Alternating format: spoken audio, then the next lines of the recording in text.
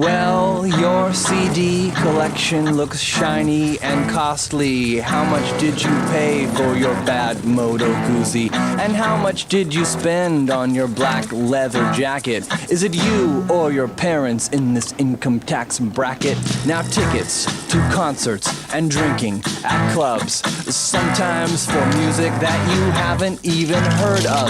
And how much did you pay for your rock and roll t-shirt that proves you were there, that you heard of them first? Now, how do you afford your rock and roll lifestyle? How do you afford your rock and roll lifestyle? How do you afford your rock and roll lifestyle?